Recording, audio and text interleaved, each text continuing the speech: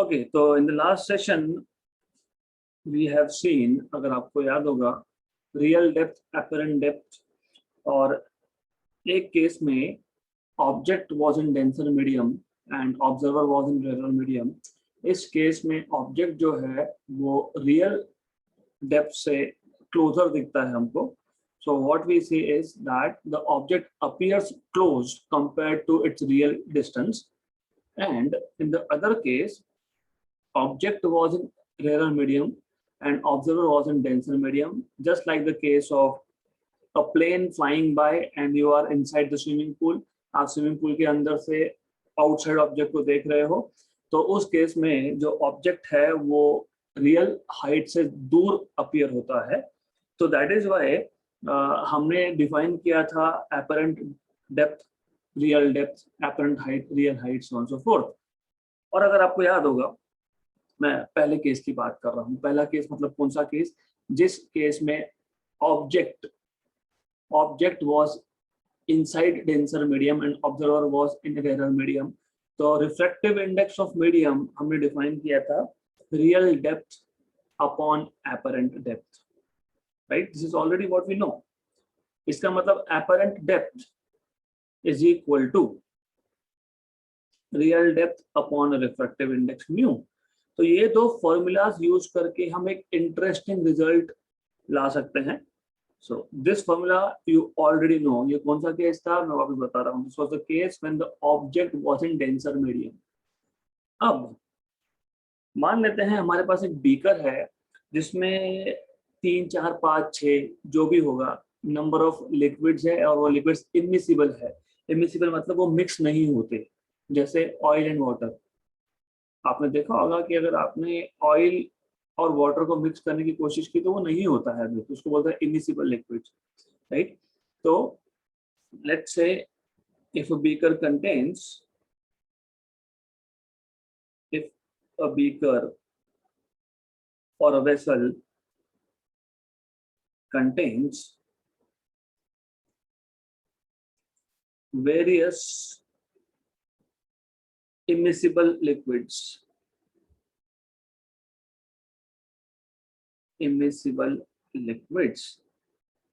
मतलब यहाँ पे जो लिक्विड्स और मिक्स नहीं होते। So let us take example, one such example. Okay, तो हमारे पास एक बीकर है जिसमें इमिसिबल लिक्विड्स है। तो लेट मी से कि यहाँ पे एक लिक्विड नंबर 1 है यहाँ तक। सो you have a liquid up to certain height, something like this।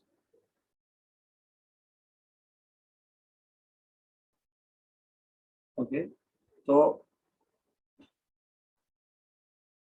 अब प्रॉब्लम क्या है? प्रॉब्लम ये है दैट जब आप लिक्विड की बात करते हो, मान लेते हैं ये जो लिक्विड है इसका डेप्थ मान लेते हैं D3 है या फिर D1, जैसे भी आपको बोलना होगा। लेट अस से दिस इज डेप्थ D1 और इसका रिफ्रैक्टिव इंडेक्स है μ1। तो होगा क्या? अब अगर आपको कल का केस याद होगा अच्छे से तो समझ में आएगा कि what we are talking about here. जब मैं ऊपर से देखूंगा, मतलब ऑब्जर्वर इज इन एयर, मतलब रेयर मीडियम, तो अगर कॉइन है हमारे पास, एक कॉइन जो बॉटम पे था वो हमको थोड़ा सा ऊपर अपीयर होता है, ऐसा हो रहा था। अगर कॉइन नहीं भी होगा तो ये जो बीकर है, बीकर का जो बॉटम है, वो बीकर का बॉटम भी हमको ऊपर अपीयर होगा। So in reality the depth of the beaker also appears to be less। ये स्विमिंग पूल के साथ भी यही केस था। आप स्विमिंग पूल के बाहर खड़े होकर जब स्विमिंग पूल के अंदर देखते हो तो आपको लगता है इतना डेप्थ नहीं है, फिर जब हमें जंप मार रहे तब समझ में आता है नहीं, डेप्थ तो बहुत ज्यादा था। तो दैट इज द केस। तो ये पहला लिक्विड है मान लो। ओके, तो इसके ऊपर और एक लिक्विड है। So let's take one another liquid over here. तो you have another liquid, let's say. तो मान लेते हैं हमारे पास और एक लिक्विड है यहाँ पे।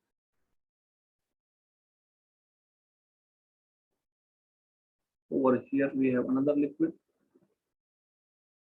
अब ये जो लिक्विड है इसका डेप्थ, लेट्स से इसका डेप्थ है D2,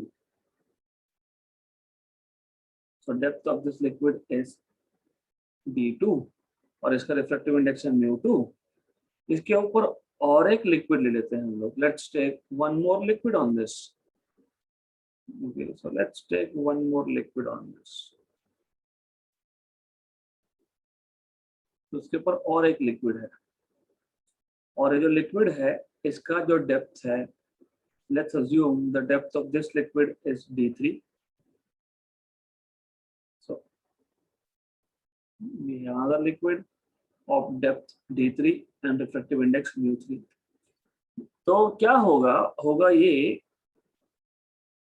पहले लिक्विड की वजह से थोड़ा सा इमेज हमको शिफ्टेड दिखेगा, so we will see little bit of shift due to first liquid, फिर दूसरे लिक्विड की वजह से और शिफ्ट दिखेगा, फिर तीसरे की वजह से और शिफ्ट दिखेगा, right. So the bottom container का जो बॉटम है, बेस है, वो हमको ऊपर दिखेगा because of this three liquids. तो now what is apparent depth of bottom, that is the question here.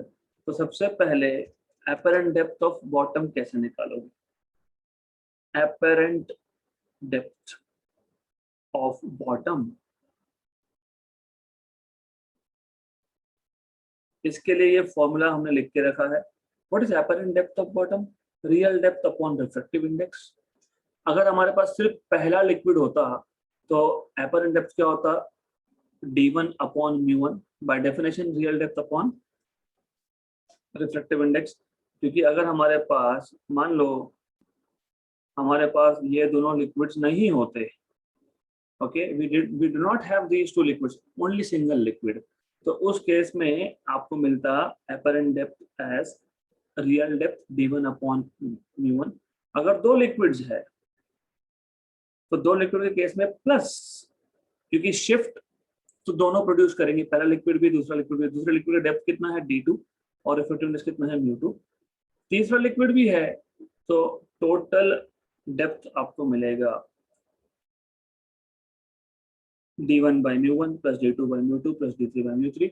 n liquids होंगे तो प्लस करते जाओ, कब तक? Dn by μ1। This is apparent depth. और रियल डेप्थ आपको पता ही है, you know what is real depth? Easy है रियल डेप्थ। रियल डेप्थ कितना होगा लिक्विड्स का? पहले का डेप्थ D1 प्लस दूसरे का डेप्थ D2 प्लस तीसरे का depth D3, so on. What is real depth? Real depth is just this thing, total जितने भी लिक्विड्स है सबका थिकनेस का addition is real depth. Okay, so this much is real depth. अब हमें find करना है रिफ्रैक्टिव इंडेक्स ऑफ कॉम्बिनेशन, क्योंकि देखो पहले का रिफ्रैक्टिव इंडेक्स μ1 है, दूसरे का μ2 है, तीसरे का μ3 है। हमको कॉम्बिनेशन का रिफ्रैक्टिव इंडेक्स फाइंड करना है, तो by definition what is refractive index? Real depth upon apparent depth. Okay, what is real depth? तो रियल डेप्थ अभी मैंने लिखा है यहाँ पे D1 plus D2 plus D3 up to Dn। तो real depth is nothing but D1 plus D2 plus D3 up to Dn। What is apparent depth? Apparent depth आपके पास ये फॉर्मूला है, this is apparent depth. Okay, so you can have this as refractive index of combination। तो ये refractive index of combination है, this is the formula for refractive index of combination। अब अगर आपके पास दो ही लिक्विड होंगे तो refractive index of combination for two liquids क्या लिखोगे? refractive index of combination for two liquids D1 plus D2 upon D1 by μ1 plus D2 by μ2। अब मान लो पहला और दूसरा लिक्विड दोनों का डेप्थ भी सेम है, मतलब D1 इक्वल टू D2। तो अगर पहले का थिकनेस और दूसरे का थिकनेस सेम है तो आप लिख सकते हो इसको, you can write it like refractive index of combination equal to D1 plus D2 equal to D, तो D plus D is 2D upon D common 1 upon μ1 plus 1 upon μ2, cancel cancel, इसको simplify करोगे, इसको लिखोगे μ2 plus μ1 और नीचे μ1 into μ2 ये ऊपर आ जाएगा, तो आपको मिल गया ये refractive index of combination for 2 liquids. So in case you have 2 liquids, you can have like this. अगर आपके पास 3 लिक्विड है तो 3 liquid. So if there are only 2 liquids,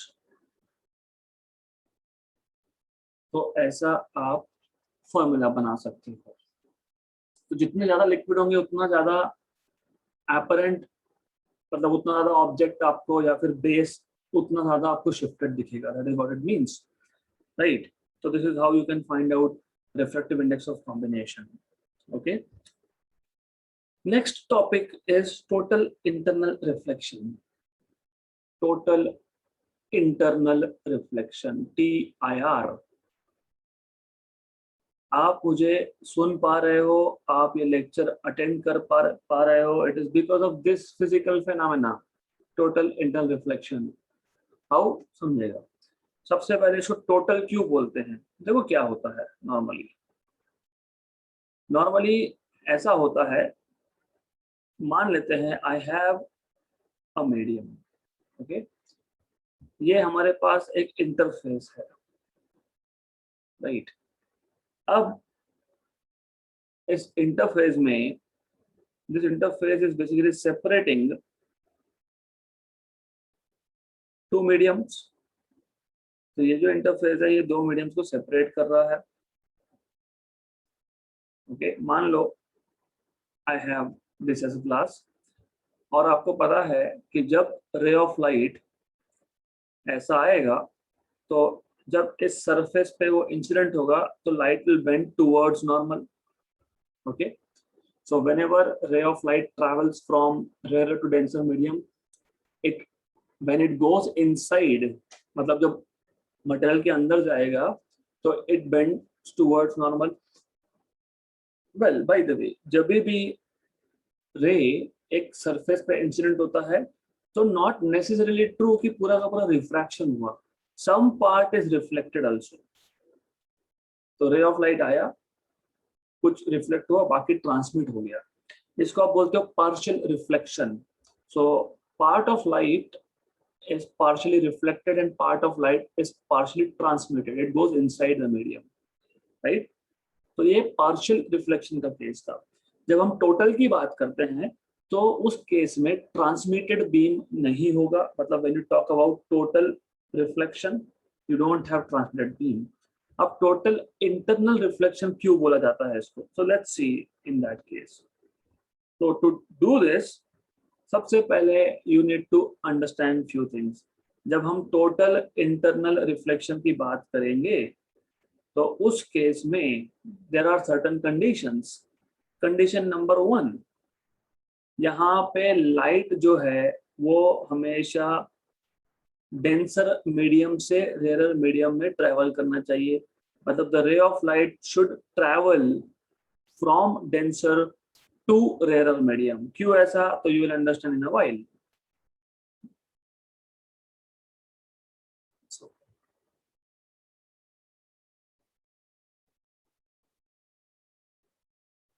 Right, so let us assume, मान लेते हैं हमारे पास एक सोर्स ऑफ लाइट है, यहाँ पे एक लाइट का बल्ब है, ओके, और इस लाइट के बल्ब से जो रेज निकलेंगे, you need to understand this is in very well way, okay। तो ये पता होना चाहिए the light ray of light which is traveling like this, normal to the surface, normal to the interface। तो जो भी रे ऑफ लाइट इंटरफेस को नॉर्मल जाएगा, एक्स वाई इस इंटरफेस को नॉर्मल जाएगा, वो बेंड नहीं होगा, वो स्ट्रेट जाएगा, ओके। अब ऐसा क्यों? Because Snell's law. Do you remember μ1 sin I equal to μ2 sin R, okay। Do you remember angle आप हमेशा मेजर करते हो विथ रिस्पेक्ट टू नॉर्मल, और यहाँ तो रे ऑफ लाइट नॉर्मल की डायरेक्शन में ही इंसिडेंट हुआ।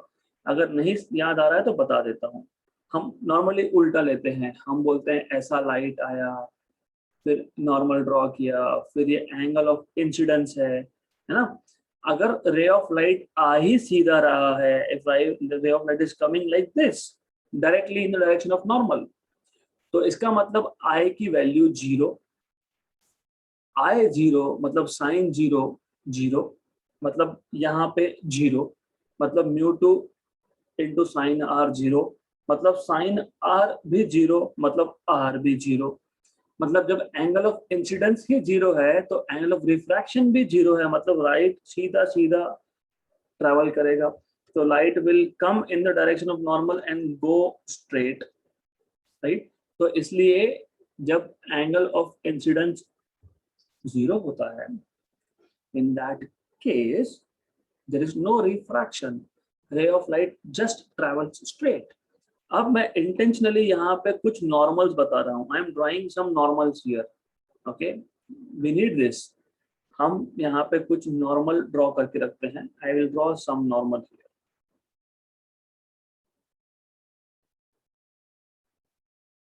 Something like this. So what we know now is whenever light travels from denser to rarer medium, it bends away from normal। तो जब भी ray of light denser से rarer medium में जाएगा, it bends away from normal, right? तो ये for some particular angle of incidence I1, you have angle of refraction R1, the ray will go something like this। जैसे ही मैंने angle of incidence को बढ़ा दिया, okay, तो एंगल ऑफ रिफ्रैक्शन भी बढ़ेगा। क्यों? Because you already know whenever light travels from denser to rarer medium, it bends away from normal। तो जैसे ही एंगल ऑफ इंसिडेंस बढ़ गया, ये जो एंगल ऑफ इंसिडेंस I2 है, ये ग्रेटर देन I1 है, राइट। तो एंगल ऑफ इंसिडेंस बढ़ा रहे हो तो एंगल ऑफ रिफ्रैक्शन भी बढ़ रहा है, तो R2 is greater than R1। तो for some particular value of angle of incidence, angle of incidence की किसी एक पर्टिकुलर वैल्यू के लिए angle of refraction will become 90। इसको बोलते हैं ग्रेजिंग, मतलब रे ऑफ लाइट टच होके जा रहा है सरफेस को। So for some particular angle of incidence inside the denser medium, क्योंकि एंगल ऑफ इंसिडेंस कहाँ मेजर कर रहे हो आप? डेंसर मीडियम में मेजर कर रहे हो। For some particular value of angle of incidence inside denser medium, angle of refraction in rarer medium is 90 degree। This value is called as critical angle। So angle of incidence inside denser medium for which angle of refraction in rarer medium happens to be 90 degree is called as critical angle। अब critical angle से ज्यादा अगर angle of incidence हुआ, so if the value of angle of incidence, just a minute, so एक minute रुक जाओ, good enough, okay। तो अगर एंगल ऑफ इंसिडेंस की वैल्यू क्रिटिकल एंगल से ज्यादा हुई तो अब there is no way light can go out. तो रे ऑफ लाइट जो है वो टोटली इंटरनली रिफ्लेक्ट होना चालू हो जाएगा। तो in short if you want to sum up, हो क्या रहा है? हो ये रहा है, आपके पास एक सोर्स ऑफ लाइट है जो डेंसर मीडियम में है। तो आपको पता है जैसे लाइट डेंसर मीडियम से रेयर मीडियम में जाता है, it moves away from normal. तो जैसे जैसे मैं एंगल ऑफ इंसिडेंस की वैल्यू बढ़ाते जाऊंगा, वैसे वैसे refracted beam away away away from normal हो जाएगा।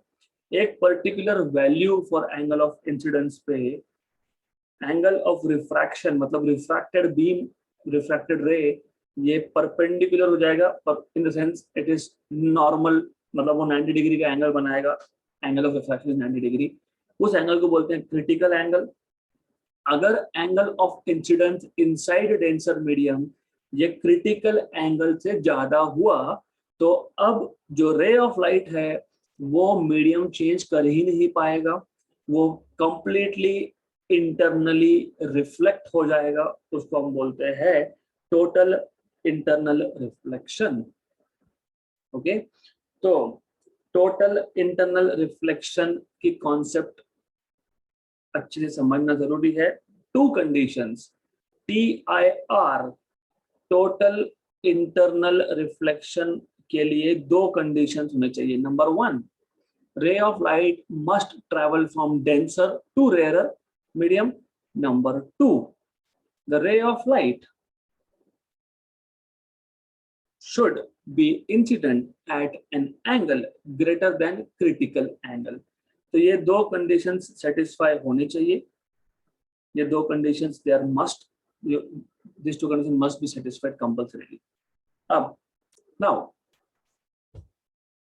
इक्वेशन डिराइव कर लेते हैं, because we will want to have critical. अभी क्या प्रॉब्लम क्या है कि क्रिटिकल एंगल हम डायरेक्टली तो मेजर नहीं कर सकते ना, we can not directly measure. तो हमको क्रिटिकल एंगल को ऐसे किसी टर्म्स में लाना है जो मेजरेबल हो। जैसे रिफ्रैक्टिव इंडेक्स हमको पता होता है या हम मेजर कर सकते हैं। रिफ्रैक्टिव इंडेक्स ऑफ ग्लास 1.5, तो either we know or we can measure. So I will take that particular case of critical angle. तो मान लो ये हमारे पास एक ग्लास स्लैब है, some slab of glass. We have some slab of glass over here. Okay, and मान लेते हैं we have, let's draw a normal here. ये एक normal है. Let's draw a ray of light which is going like this. और अगर angle of incidence exactly equal to critical angle हुआ तो this ray of light will go grazing, मतलब angle of refraction will be equal to 90 degree. तो मैं exactly critical angle पे क्या होगा उसकी बात कर रहा हूँ।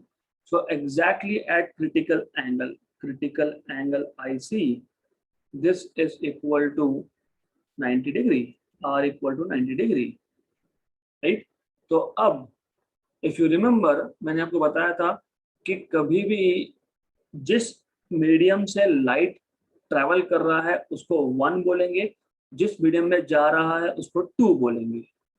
ओके, तो लाइट का सोर्स अंदर था मतलब नीचे की तरफ था, तो नीचे जो मीडियम है उसको 1 बोल दिया, बाहर जो मीडियम है उसको 2 बोल दिया। अब इस पे मैं स्नेल्स लॉ अप्लाई करूंगा। स्नेल्स लॉ मतलब refractive index of medium 1 into sine of angle in medium 1 IC critical angle equal to refractive index of medium 2 into sine of angle in medium 2. So well, what is sine of angle in medium 2? medium 2 में angle कितना है r कितना है 90, तो लिख देते हैं r। okay, now therefore you can write mu1 sin IC, और ये जो mu1 है, ये जो मीडियम है, इसके रिफ्रैक्टिव इंडेक्स को मैं से म्यू बोल देता हूँ for the time being, so I just call it as mu. तो आपको मिल जाएगा mu sin IC equal to mu2। अगर सेकंड मीडियम एयर है, if it happens to be air और वैक्यूम, तो mu2 इज इक्वल टू 1, क्योंकि air या वैक्यूम के लिए रिफ्रैक्टिव इंडेक्स 1 होता है, तो 1, एंड साइन ऑफ 90 डिग्री ये भी 1 है। तो आपको मिल गया mu into sine IC equal to 1 into 1 that is 1। Therefore आपको मिल गया साइन IC क्रिटिकल एंगल का साइन 1 अपॉन म्यू।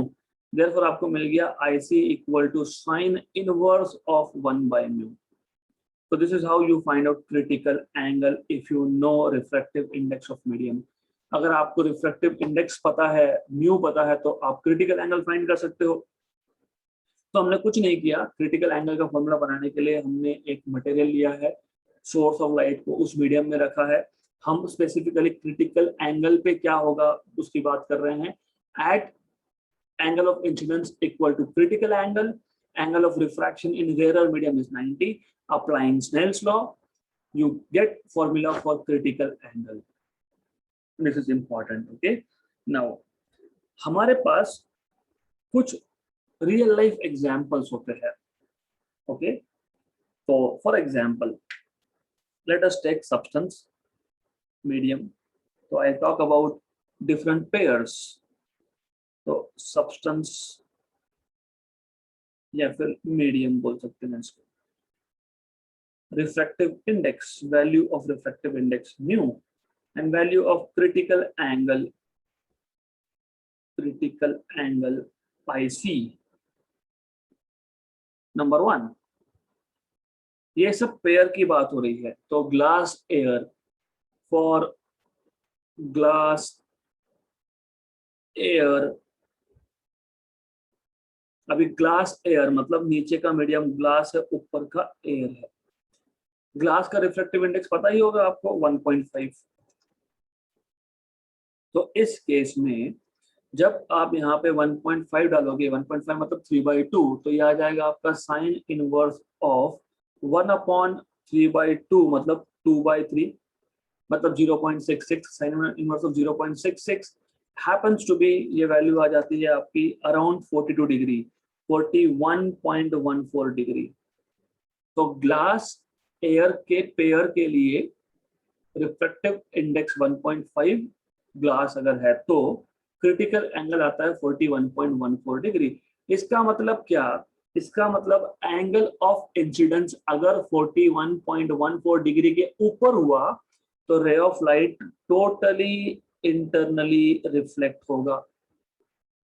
अगर angle of incidence equal to critical angle हुआ तो लाइट ऐसा जाएगा सरफेस को टच होके. अगर angle of incidence less than 41.14 हुआ तो उस केस में रे of light will follow this kind of path, right. Similarly you may have water air pair. For water air आपको ऑलरेडी पता है वाटर के केस में रिफ्रैक्टिव इंडेक्स होता है 4/3 विच इज 1.33. 4/3 मतलब, तो आप यहाँ डालोगे साइन इनवर्स ऑफ 1/4/3 मतलब 3/4 मतलब sine inverse of 0.75 and that value happens to be, वो वैल्यू आती है 48.75 डिग्रीज. ये याद रख लेना, ये भी याद रख लेना, काम का है, बहुत काम का है, extremely important because this is going to change your thoughts about this world, है ना. ये angle it matters a lot. This is something really important. Why? समझेगा, आज ही समझेगा in next few minutes. So then for diamond air, actually diamond is something like glass, silicate ही होता है वो, लेकिन it is not really glass of course. तो for diamond air 2.42. Of course crystal structure बहुत अलग होता है डायमंड का. डायमंड के दो प्रॉपर्टीज है which makes it very expensive. One is sturdiness, उसका स्ट्रेंथ बहुत ज्यादा है, जल्दी टूटता नहीं है, बहुत हाई स्ट्रेंथ है उसका. दूसरा ब्रिलियंस, मतलब चमकता बहुत ज्यादा है. अब चमकता ज्यादा क्यों है? Because of total internal reflection. एक बार लाइट अंदर एंटर हुआ तो उसके लाखों इंटरनल रिफ्लेक्शंस होते हैं टोटल. तो लाइट अंदर के अंदर रिफ्लेक्ट होता रहता है. तो that is why it makes it little shiny, not little but a lot. तो इस केस में आपको मिलता है. और क्यों होता है? Think about it. Critical angle की वैल्यूज पे सब डिपेंड करता है. Critical angle is very less, 24.41 degree. तो बहुत स्मॉल एंगल है ये क्रिटिकल एंगल.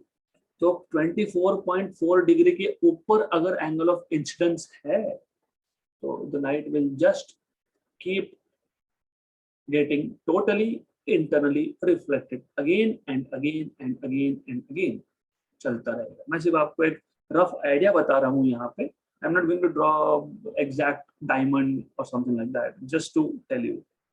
मान लो ये एक रफ डायमंड शेप में ड्रॉ करता हूँ, अप्रोक्सीमेट है ये. to draw just an approximate diamond shape. Okay, roughly I'm just showing one face of it. तो होगा क्या? When light goes inside, मैं यहाँ पे नॉर्मल ड्रॉ कर रहा हूँ to the surface. ये जो एंगल बनता है यहाँ पे, दिस एंगल ओवर हियर, ये जो एंगल बना, ये एंगल अगर 24.4 से ज्यादा हुआ तो in that case light will keep getting totally internally reflected, फिर यहाँ पे भी टोटल इंटरनली रिफ्लेक्टेड, फिर यहाँ पे टोटल इंटरनली रिफ्लेक्टेड, फिर total internally reflected and so on. तो ऐसा टोटल इंटरनल रिफ्लेक्शन चलता रहेगा, so that is why it shines a lot. So brilliance of diamond is because of this concept of physics, TIR, total internal reflection, right? So you should know this. Then next thing is examples की जब मैं बात कर रहा हूँ यहाँ पे, तो एक एग्जाम्पल बता दिया आपको टोटल इंटरनल रिफ्लेक्शन का, कौन सा? Brilliance of diamond. दूसरा होता है मिरेज।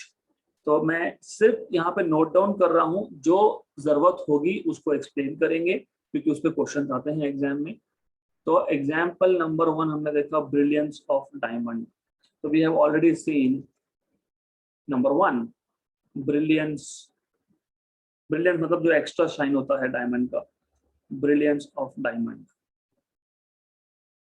दूसरा होता है mirage. This is the perfect time to observe mirage, गर्मी। अगर आप कभी डेजर्ट में जाओगे, वैसे धुले में भी मैंने 2-3 बार देखा है ये कॉन्सेप्ट, तो रोड के जस्ट ऊपर you see some diffused images. मैं डिटेल में नहीं जाऊंगा, उसको ऑप्टिकल इल्यूजन बोलते हैं, जो दिखता है होता नहीं। तो बहुत ज्यादा अगर गर्मी होगी तो बहुत ज्यादा वेपर्स होते हैं, so you have high amount of vapours here, right?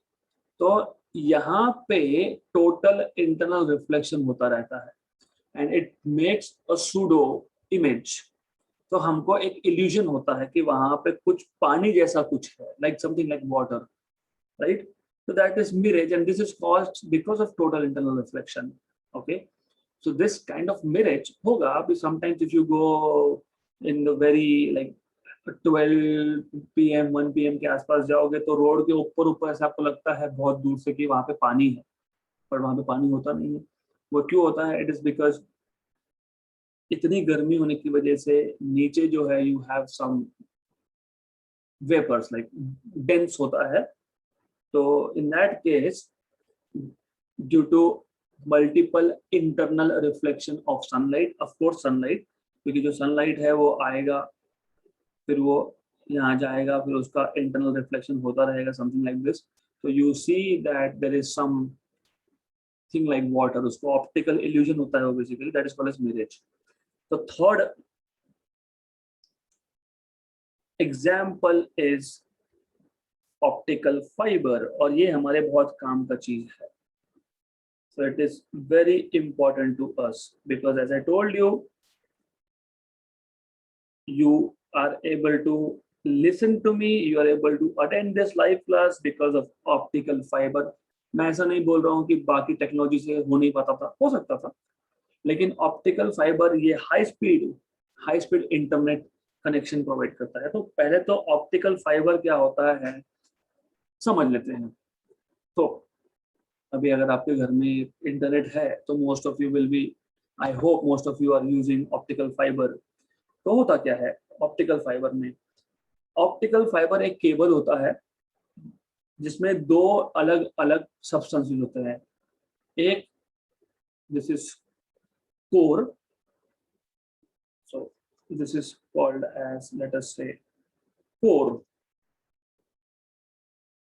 और उसके ऊपर you have another layer which is called as cladding,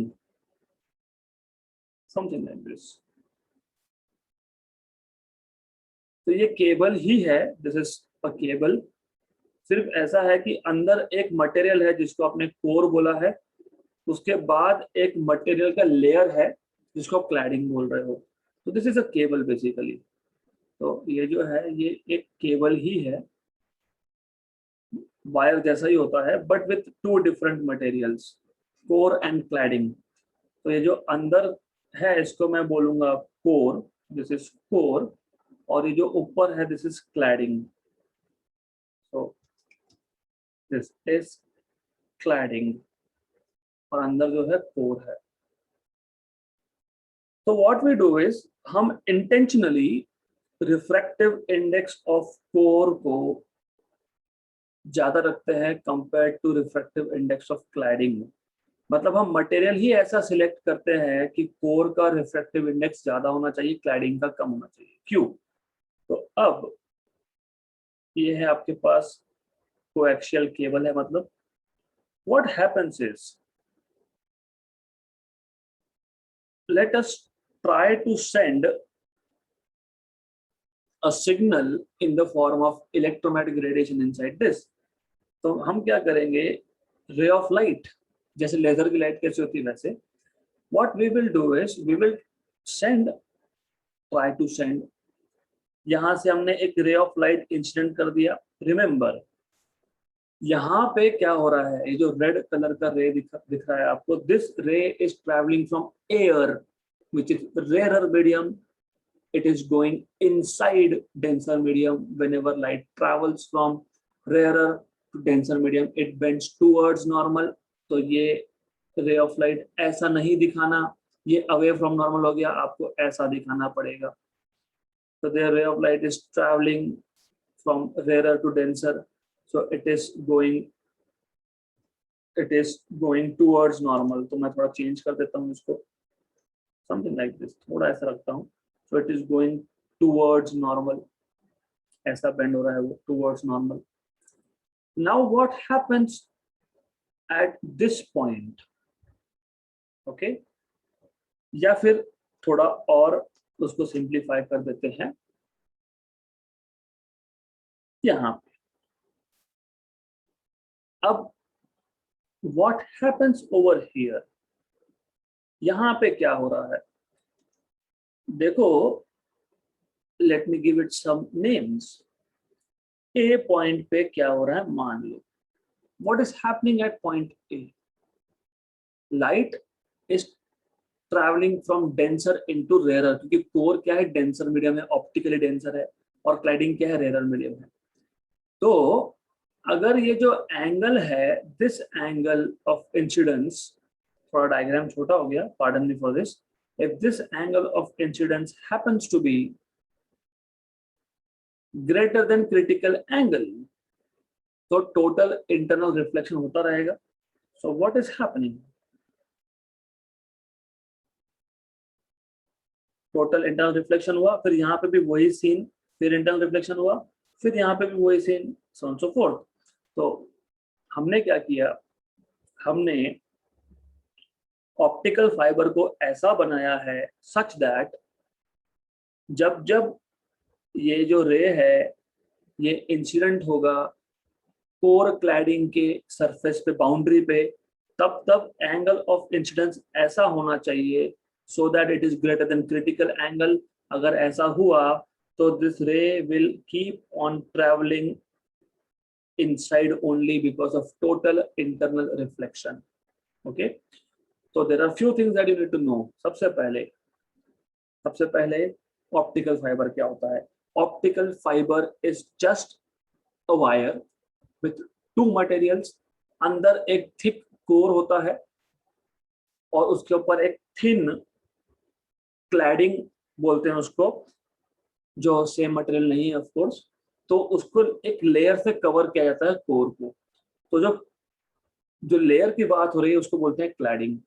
core का रिफ्रैक्टिव इंडेक्स, कोर का रिफ्रैक्टिव इंडेक्स इंटेंशनली क्लैडिंग से ज्यादा रखा जाता है सो दैट जब रे ऑफ लाइट अंदर जाए तो टोटल इंटरनल रिफ्लेक्शन के दोनों कंडीशन सेटिस्फाई हो पाए। क्योंकि कंडीशन नंबर 1 क्या था, that the angle should be, actually condition number 1 ये था, the light should be travelling from denser to rarer medium, right. दूसरा कंडीशन क्या था, angle of incidence should be greater than critical angle, right. तो अब हमने क्या किया, एक ऑप्टिकल फाइबर बना लिया। अब ये एंगल जो है, सबसे पहले हमको सिग्नल भेजना है। मुझे यहाँ से किसी और कंट्री में सिग्नल भेजना है, राइट? तो there are different ways of sending signal. एक तो रेडियो सिग्नल, जो आप अगर मोबाइल इंटरनेट पे कनेक्टेड हो तो you are using radio waves for the communication.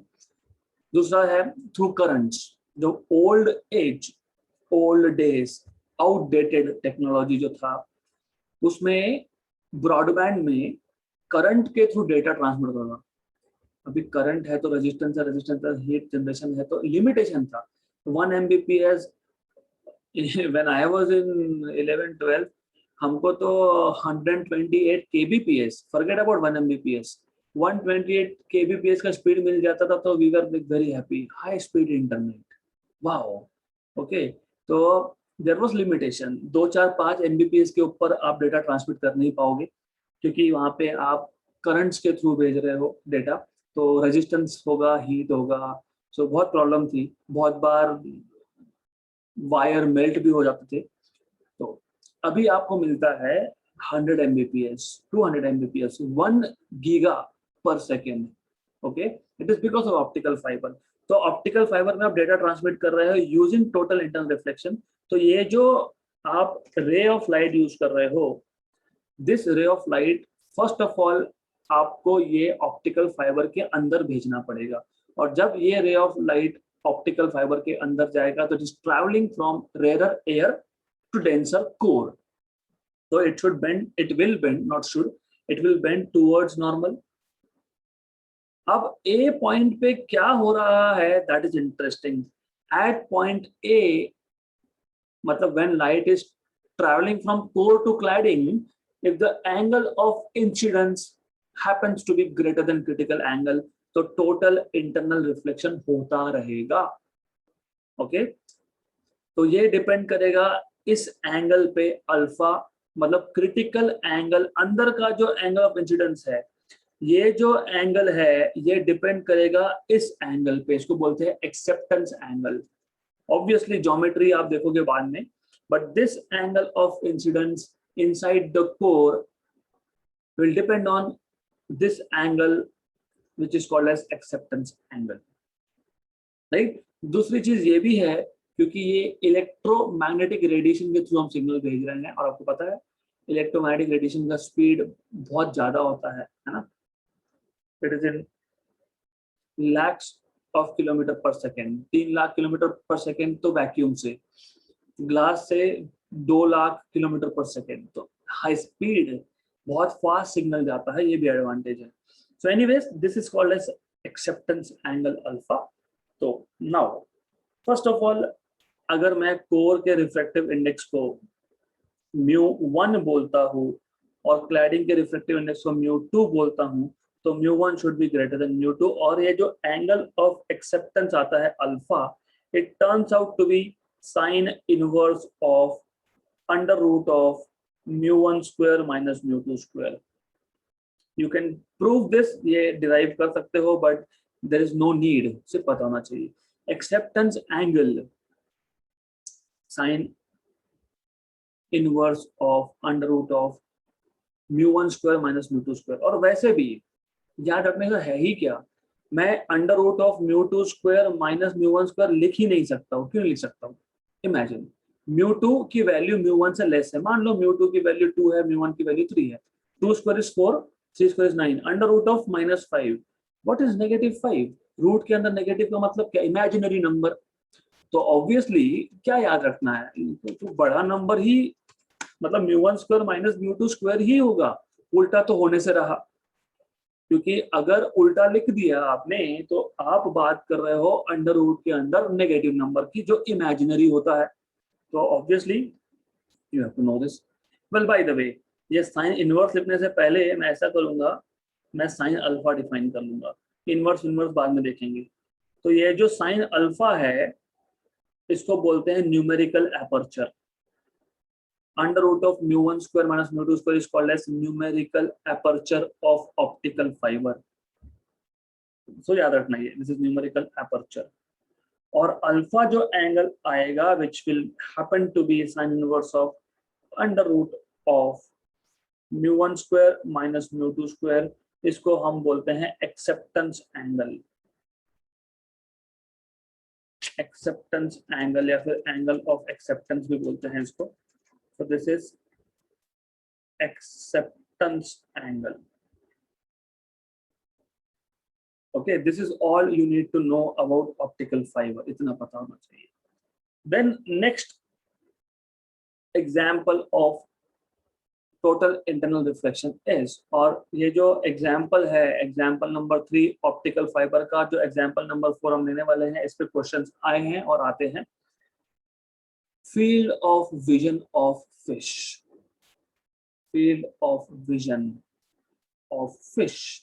This is really interesting and important. So as you know, अगर मैंने आपको बोला, आपसे पूछा what is your field of vision, what is your field of vision, मतलब आप ग्राउंड पे खड़े हो, आप यहां से लेके यहां तक देख सकते हो, तो what is your field of vision? 180 degree. This is your field of vision. You can actually look from north to south, east to west. मतलब आप 180 डिग्री का विजन है, आपका फील्ड ऑफ विजन है, राइट? क्यों? क्योंकि you are not inside water, you are not a creature.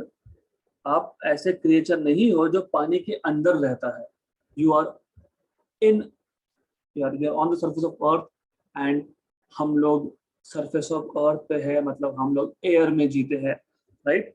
Now think of fish. Okay, fish का case अलग है. Think of fish. और फिश ये है water obviously, and fish lives, sorry for this, I don't know, whatever it is. So anyways, I am not going to waste my time drawing things. So fish के लिए एक issue ऐसा है that this fish always lives inside water. Okay, so I'll try to get rid of things. चलेगा, तभी चलेगा. Anyways, so for the case of fish क्या होता है? अब मान लो यहाँ पे एक फिश है ना, assume this is a fish. Okay, तो ये एक फिश है, मान लेना, looks like a plane but a fish है. This is a fish. For fish, उसका जो विजन है, field of view, field of vision जो है, that is not 180 degree. हमारे जैसा नहीं है वहां पे. क्यों नहीं? Now what happens is, ये फिश ने देखना चालू किया. ओके, जब तक क्रिटिकल एंगल नहीं आता तब तक ठीक था. जब क्रिटिकल एंगल पे आ गए, क्रिटिकल एंगल कहां से मेजर कर रहे हैं हम लोग, तो you have to understand. Let me draw normal over here. ये नॉर्मल है यहाँ पे. So at this particular angle of incidence, मैं इसकी बात कर रहा हूं, इस एंगल की बात कर रहा हूं. अगर ये क्रिटिकल एंगल हुआ, राइट, तो इस केस में द रे will be something like this. Also on the other side भी ऐसा है. मतलब फिश एक कोन के थ्रू देखता है बाहर की दुनिया को. मतलब क्या, मैं समझा देता हूँ. थोड़ा कंफ्यूजिंग होता है ये initially, but you will understand. मान लो यहाँ पे सन है, सन इज सेटिंग. अगर हम एज अ ह्यूमन हम यहाँ पे खड़े हैं, तो we can see this setting sun exactly at an angle of 0. देख सकते हैं ना हम लोग, right? But for fish which is inside, the rays from sun will travel like this. ऐसा आएगा, फिर ऐसा आएगा, क्योंकि fish inside डेंसर मीडियम है, तो फिश के लिए भी टोटल इंटरनल रिफ्लेक्शन का कॉन्सेप्ट एप्लीकेबल है। मतलब फिश जो है बाहर के वर्ल्ड को सिर्फ एक कोन के थ्रू देख सकता है, राइट। अगर नहीं समझ में आ रहा तो उल्टा अज्यूम कर लो, you can assume something like, मैं उल्टा बता देता हूँ। मान लो सन यहाँ पे है, ओके, फिश वांट्स टू सी सन, तो डायरेक्टली ऐसा नहीं देख सकती। क्यों नहीं देख सकते? Why can't a fish directly look at the sun like this? Why? Because यहाँ जो एंगल बनेगा, अगर ये angle greater than critical angle हुआ तो फिश को दिखेगा ही नहीं। क्यों? क्योंकि टोटल इंटरनल रिफ्लेक्शन की कॉन्सेप्ट यहाँ पे एप्लीकेबल है। मतलब फिश डायरेक्टली इस ऑब्जेक्ट को देख ही नहीं सकता। वाई? बिकॉज जो एंगल बना इंटरफेस पे ये ग्रेटर देन क्रिटिकल एंगल था, तो पॉसिबिलिटी नहीं है। तो you have to understand this thing कि for any type of creature living inside water, the field of vision is not 180 degree, it is restricted to a cone। हम hemisphere में देखते हैं, हम तो आधा हेमिस्फीयर देख सकते हैं, but for such creature field of view is limited to a cone, right? So this is something really important। अब यहाँ पे ऐसा है, this angle is also critical angle IC। तो कोन के थ्रू दिखेगा तो यहाँ पे कोन बनेगा, तो सरफेस ऑफ वाटर पे एक कोन बनेगा, right. If I draw this line over here,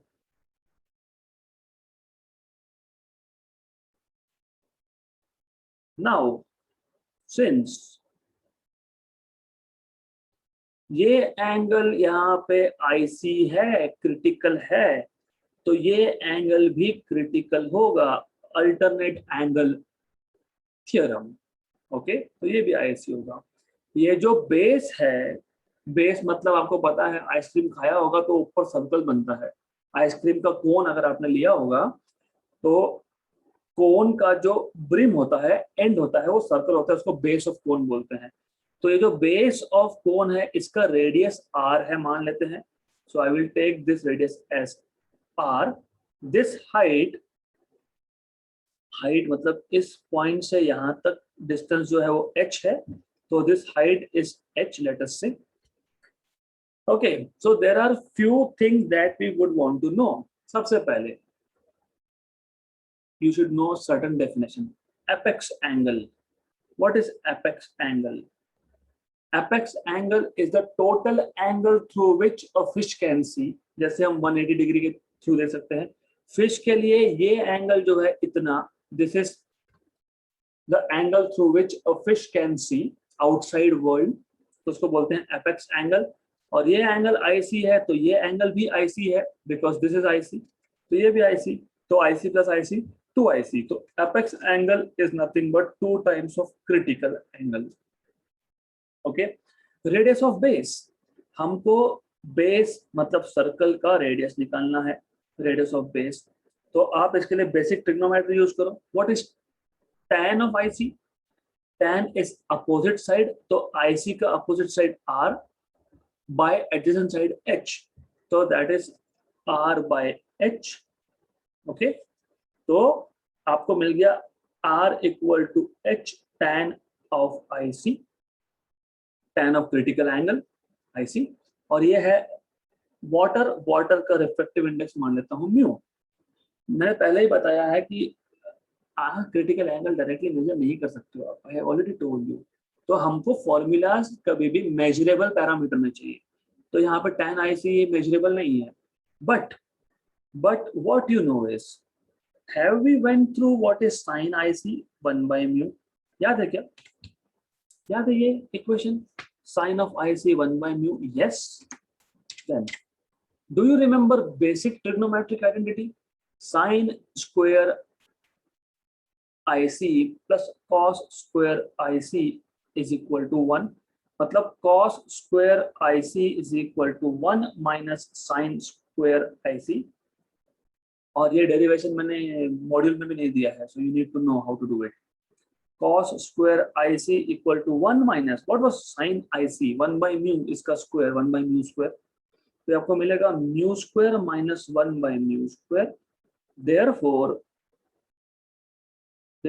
you will have cos of IC equal to under root of mu square minus 1 upon under root of mu square which is mu.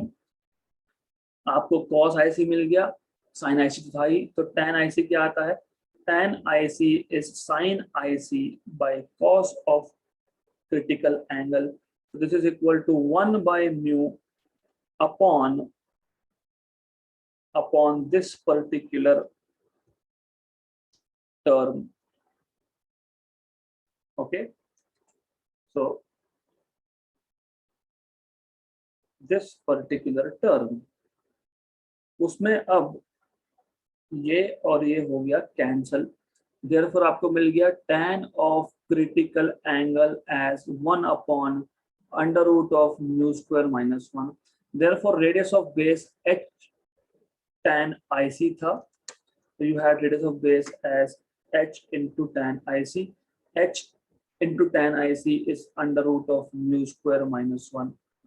तो ये मिल गया आपको radius of base r. तो जो कोन है, कोन का जो base है, जो सर्कल होता है उसका रेडियस, तो एरिया ऑफ बेस भी निकाल सकते हो फिर. What is area of circle? Area of circle is pi R square. तो area of base will be pi R square. तो आर हमारे पास है, सिर्फ उसका स्क्वायर कर देना. तो this is equal to pi H square upon mu square minus 1. ये आ गया आपका area of base. Okay, just one quick revision of this topic.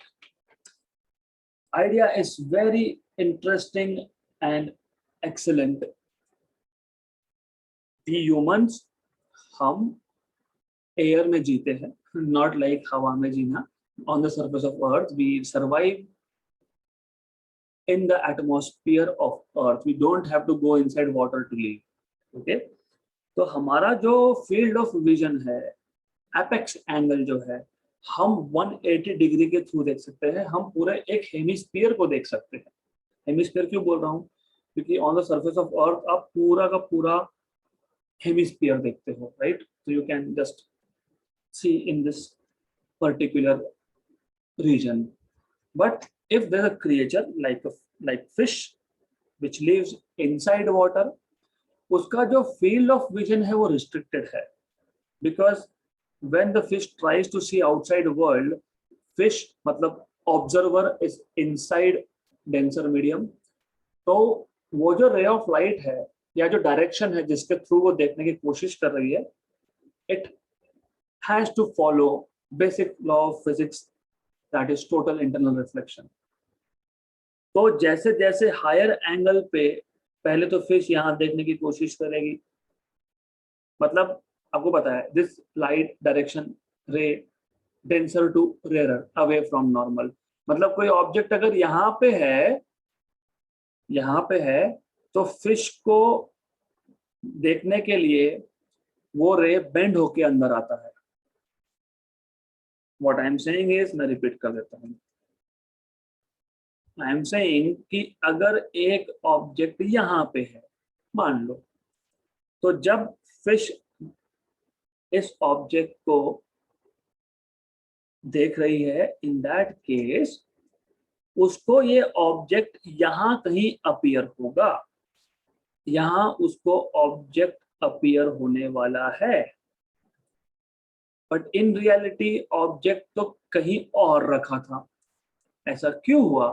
क्योंकि इस ऑब्जेक्ट से जो रे ऑफ लाइट आएगा वो रेयरर टू डेंसर जा रहा है, मतलब उसका बेंडिंग होगा टूवर्ड्स नॉर्मल, राइट? तो अगर एक ऑब्जेक्ट बहुत दूर है, okay, so if I have a object which is far away, यहाँ पे है, तो इस ऑब्जेक्ट से जो रे ऑफ लाइट आएगा it will travel something like this. I'll change the color, something like this. फिर यहाँ पे आने के बाद it will bend through critical angle. मतलब फिश को बाहर की दुनिया दिखेगी लेकिन through a cone, just through a cone, not hemisphere, because of total internal reflection, right? Good. तो you need to understand that angles involved here are important. तो अगर ये एंगल क्रिटिकल एंगल है तो फिर ये एंगल भी क्रिटिकल होगा, अल्टरनेट एंगल थ्योरम. और ये हर एक डायरेक्शन के लिए एप्लीकेबल है, तो पूरा कोन बनेगा. मतलब यहाँ पे भी क्रिटिकल एंगल, तो यहाँ पे जो एंगल बनेगा ये भी क्रिटिकल एंगल. तो in short, if you want me to tell you in one line, field of vision of fish is a cone, that's it. Cone उसकी दुनिया है, बात खत्म. अब कोन है तो कोन का बेस होगा.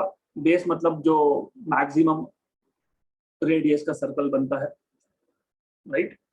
और वर्टेक्स से उस सर्कल के सेंटर तक का जो डिस्टेंस होता है वो हाइट ऑफ द कोन होता है, और ये वर्टेक्स होता है. This point is vertex of cone. तो अब हमें कुछ पैरामीटर फाइंड करने हैं. हमको चाहिए कि रेडियस ऑफ बेस कितना है, एरिया ऑफ बेस कितना है. ओके, तो रेडियस ऑफ बेस कैसे निकालेंगे? tan of IC, tan of this angle is opposite side upon adjacent side by definition he r by h. तो r क्या है? h tan IC. अब प्रॉब्लम क्या है कि tan of critical angle हमने देखा नहीं, बट हमको sin of critical angle पता है, 1/μ है, where μ is refractive index of, in this case, water. Okay, तो इससे आप cos IC निकाल लोगे यूजिंग ट्रिग्नोमेट्रिक आइडेंटिटी. फिर आपको tan मिल जाएगा sin by cos. ओके, फिर tan IC मिल गया 1/√μ²-1. तो r रेडियस ऑफ बेस मिल गया आपको, right? h/√μ²-1.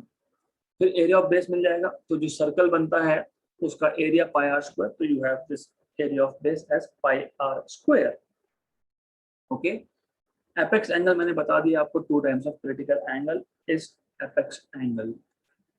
Alright, so far आज हमने टोटल इंटरनल रिफ्लेक्शन का कॉन्सेप्ट इंट्रोड्यूस किया. उससे पहले हमने देखा if you have n number of liquids, एक के ऊपर एक लिक्विड ऐसा भर के रखा है, तो what is real depth, what is apparent depth, what is reflective index of combination, so on so fourth. फिर टोटल इंटरनल रिफ्लेक्शन क्या होता है, उसके एग्जांपल्स. ऑप्टिकल फाइबर में कोर क्या है, क्लैडिंग क्या है, कोर का रिफ्लेक्टिव इंडेक्स क्लैडिंग से ज्यादा है, न्यूमेरिकल एपर्चर क्या है, एक्सेप्टेंस एंगल क्या है, then what is field of vision of fish. Okay, so far we have done this much today, so we will stop here for today.